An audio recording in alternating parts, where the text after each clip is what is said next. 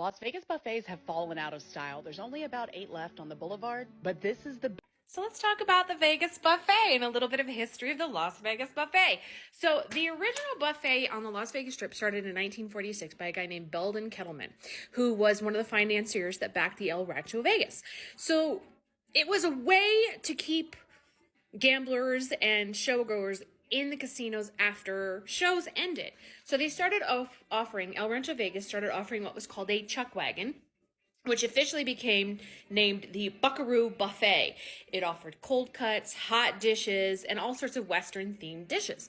When the rest of the casinos started seeing the success that they were having, keeping people in the casinos after shows by simply serving them these buffet foods at a reasonable prices, they decided to jump on board.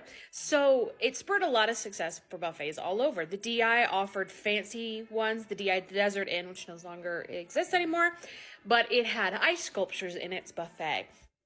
The Silver Slipper, where you can actually, it doesn't exist anymore either, but the sign is on a pylon in the middle of the street next to the Neon Museum, completely restored, and it lights up. It's very cool. That one was actually owned by Howard Hughes at one point in time. The Silver Slipper boasted up to 50 delicacies at one time every day. So the Dunes actually also started offering what was called a hunt breakfast because they were seeing the success with the buffets in the evenings into keeping people in the casinos. So they offered what was called a hunt breakfast, which was only open on the weekends, and it was from 10 to 2. And it was about $1.50.